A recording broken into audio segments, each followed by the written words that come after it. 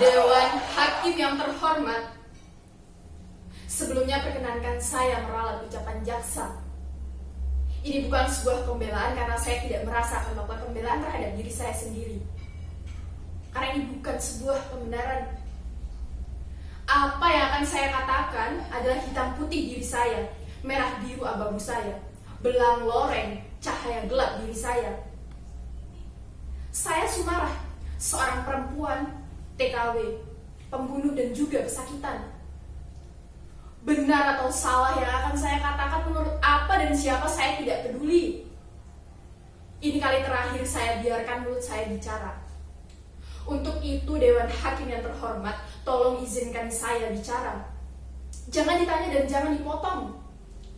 Kalau waktunya berhenti, saya akan diam selamanya. Saya tidak butuh pembela. Saya tidak butuh penasihat hukum karena saya tidak mampu membayarnya. Saya tidak butuh rasa empati dan belas kasihan karena menurut pembelajaran hidup saya tidak ada segala sesuatu itu yang tanpa imbalan dan juga risiko. Saya Sumarah, umur saya 36 tahun. Saya seorang TKW dan juga saya seorang babu. Ya, memang saya babu. Tapi dengan itu saya hebat. Karena tidak semua orang berani menjadi manusia di bawah manusia. Saya bertahun-tahun merangkak, menjilati dan hidup di bawah kaki orang. Saya tahan mulut saya lipat lidah saya supaya tidak bicara. Karena jika saya bicara, maka itu bencana. Bencana bagi perut saya, perut Simbok dan juga majikan. Untuk itu, tolong izinkan saya bicara dan mendongak membuka suara saya. Sedari kecil, saya tidak berani mendongakkan wajah. Apalagi di Karangsari, desa tempat saya dilahirkan. Orang-orang di Karangsari selalu membuat saya gugup dengan tatapan dan juga bisikan-bisikan mereka. Kegugupan itu bermula ketika suatu hari di bangku madrasah, guru saya, Pak Kasirin, menerangkan, anak-anak, pembunuhan para jenderal itu dilakukan oleh sekelompok orang yang sangat keji yang tergabung dalam organisasi PKI. PKI itu benar-benar biadab, harus dihapus dan dilarang berkembang di Indonesia. Seluruh antek-antek PKI harus dihukum. Sampai kemudian, seperti tersiram air panas, hati saya sakit dan nyeri sekali. Saya dengar dengan jelas bisik-bisik itu. Bapak Sumarah, kan wong PKI. Saya kuwi wis ciduk. Sepulang sekolah, aku langsung bertanya kepada Simbok, tapi tidak mendapat jawaban. Sampai pada malam harinya, Simbah bercerita. Oh alah, Dok, bapakmu iku kerjanya tukang beres. Sepulang beres, bapak menarik andong. Salah satu langganan bapak itu bernama Pak Wasto. Sampai pernah suatu hari bapak mengajak Pak Wasto dan dua temannya pulang ke rumah. Mereka melihat Simbok sedang membuat gula. Lalu kemudian mereka menawarkan gula-gula itu supaya ditampung di koperasi dengan harga yang lebih tinggi. Tentu saja kami mau.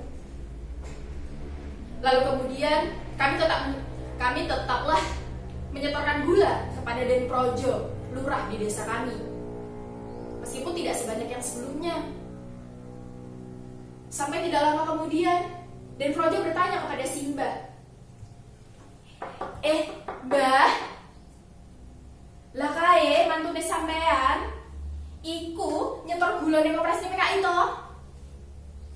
Saat itu Simbah hanya berkata bahwa dia hanya tahu jika bapak menyetorkan gula-gulanya kepada Pak Wasto. Tapi tidak lama kemudian bapak bilang, kami tidak perlu lagi menyetorkan gula pada Pak Wasto karena beliau sudah diciduk dan juga koperasinya itu sudah ditutup.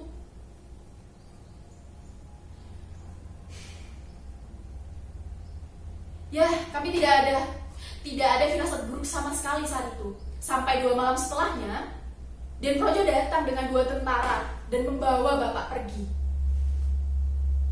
Saat ditanya kemana bapak dibawa pergi, Den Projo hanya bilang, bapak di penjara sementara. Saat itu saya masih dalam kandungan 5 bulan. Sampai saya lahir, saya tumbuh besar, dan saya diberi nama Sumarah, yang artinya pasrah, karena kami pasrah menanti kedatangan bapak. Begitulah Simba, Simbo, Yudarsi, Kang Rohiman tidak pernah lagi bertemu dengan bapak. Dan saya, tidak sekalipun saya melihat wajah bapak. Tapi rasa-rasanya bayangan bapak selalu saja menguntit di sepanjang hidup saya, membuat saya takut mendongak, takut bicara, dan kehilangan separuh ruang hidup saya. Setelah madrasah saya tidak bersekolah. Saya bekerja menjadi babu. Uangnya sebagian saya kasih kepada Simbo, sebagian lagi saya tabung. Dan tidak lama dari itu saya memilih berhenti.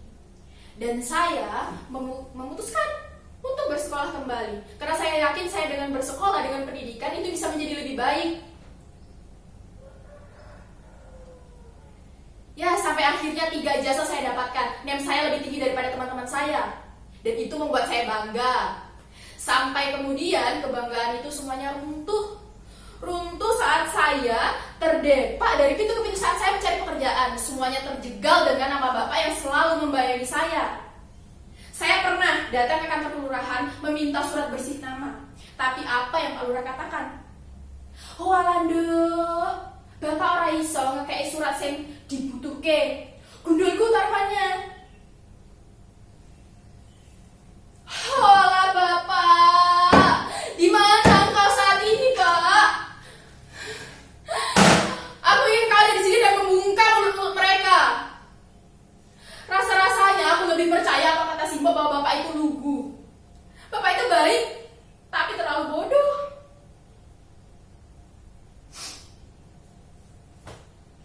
Walah, jika benar iya bapakku salah, ya Pak ya aku Simba, Simbo, Yudarsi, dan Kang Rohiman harus menanggung dosa itu selamanya. Dikucilkan, dirampas hak-hak kami, selalu terdepak di negeri sendiri. Saya pernah bekerja di juragan beras namanya Bu Juwarti. Saat itu saya kerja serabutan. Saat itu saya sangat terkejut saat lurah datang dengan membawa beras, menjual beras, dan itu sangat apek, warnanya kuning. Dan saya tahu ternyata itu adalah beras sembako. Lalu kemudian Pak Lurah memberikan saya uang 200.000 supaya saya tidak bicara kepada orang-orang. Ya, di sana saya juga bertemu dengan Mas Edi. Kami saling jatuh cinta sampai sebelumnya. Lalu kemudian saya terpelanting ke jurang yang curam karena Kang Edi mundur perlahan setelah tahu latar belakang keluarga saya. Karena apa? Karena bagi seorang tentara haram jadah yang menjadi istri seperti saya. Lalu kemudian saya ingin pergi jauh di mana bayang-bayang bapak tidak bisa lagi menghantui. Dan setelah melewati prosedur yang sangat panjang dengan selipan ini dan selipan itu, akhirnya saya menjadi TKW di negeri Arab. Jadilah saya, Sumarah binti Suliman, dengan predikat NEM tertinggi menjadi babu di negeri orang. Ya, saya harap setelah itu semuanya menjadi lebih baik. Saya harap bisa bermetamorfosis dari ulat menjadi kupu-kupu yang indah. Tapi ternyata Sumarah tetap saja kandas. Di balik jubah-jubah hitam majikan saya, di balik cadar hitam majikan saya disiksa. Gaji saya selama 1 tahun hilang untuk hal-hal yang tidak ada. Semuanya dicari-cari. Dan sampai bencana itu datang, saya diperkosa. Saya bertahun-tahun menjadi selipan di negara sendiri. Apakah di negara orang saya harus dimelatakan? Tidak. Saya harus bangkit dan saya ambil pisau itu.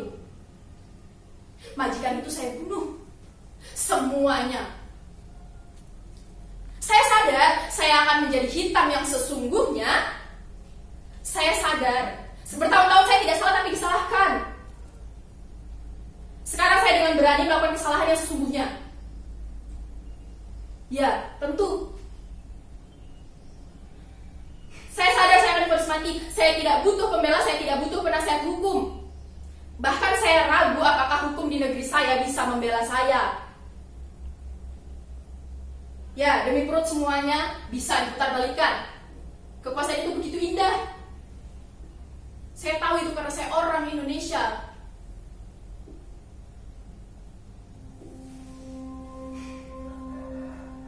Hakim yang terhormat, inilah saya, Sumara.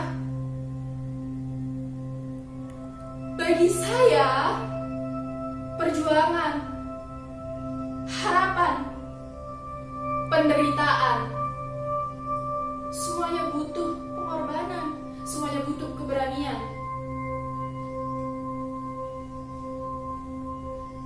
Saya, Sumara, dulu hidup saya penuh dengan ketakutan. Tapi sekarang saya harus berani, karena hidup dan mati adalah dua sisi keping nasib. Ya, dan keping keempat ini harus saya alami saat ini. Saya Sumara. Saya